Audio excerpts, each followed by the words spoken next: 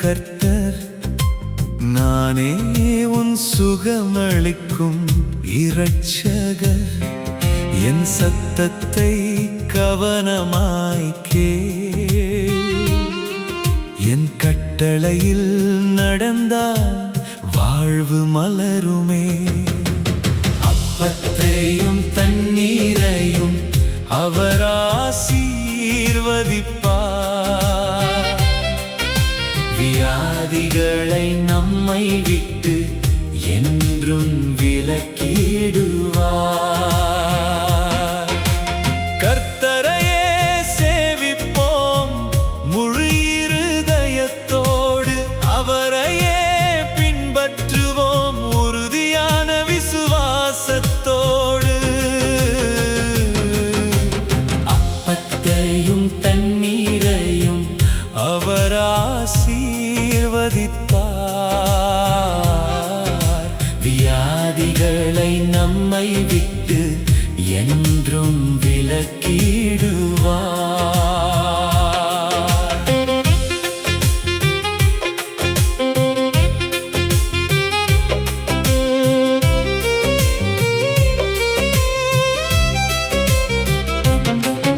அவர் வாக்கு மாறாத சத்தியம், அவர் கிருபை முடிவில்லா நித்தியம்.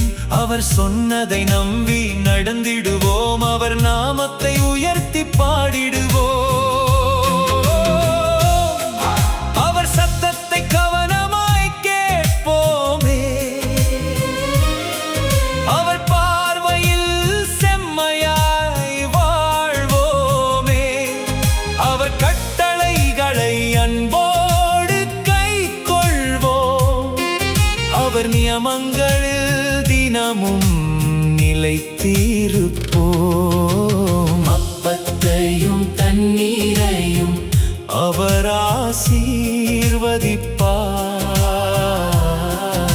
வியாதிகளை நம்மை விட்டு என்றும் விலக்கிடுவார்.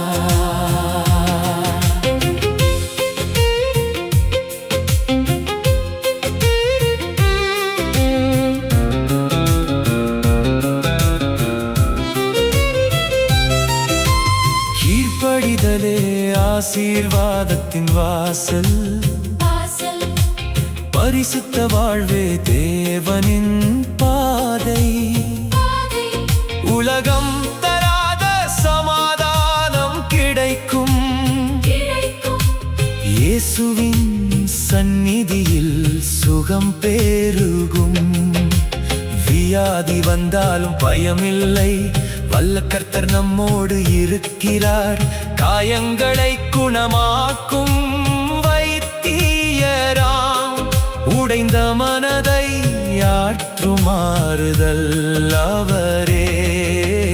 அப்பத்தையும் தண்ணீரையும் அவர் ஆசீர்வதிப்பார், வியாதிகளை நம்மை விட்டு என்றும் விலக்கிடுவார்.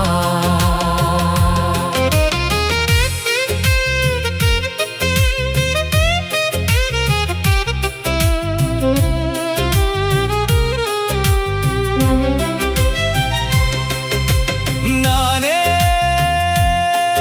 உன் பரிகாரியாகிய கர்த்தர், உன் சுகத்தின் ஆதாரம். என் வழியில் நட, என் மகிமை காண்பாய். என் கரம் உன்னை தாங்கும், என் கிருபை உன்னை காக்கும்.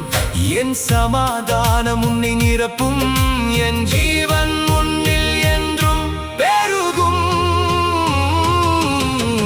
அப்பத்தையும் தண்ணீரையும் அவர் ஆசீர்வதிப்பார், வியாதிகளை நம்மை விட்டு என்றும் விலக்கிடுவார்.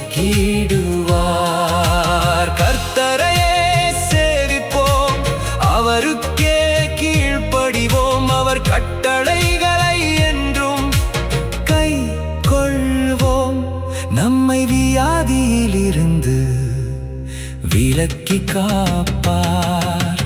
நானே உன் பரிகாரியாகிய கர்த்தர் என்று இன்றும் என்றும் உண்மையாய் நிறைவேற்றுவார். நானே உன் பரிகாரியாகிய கர்த்தர். அப்பத்தையும் தண்ணீரையும் அவர் ஆசீர்வதிப்பார். வியாதிகளை நம்மை விட்டு என்றும் விலக்கிடுவார்.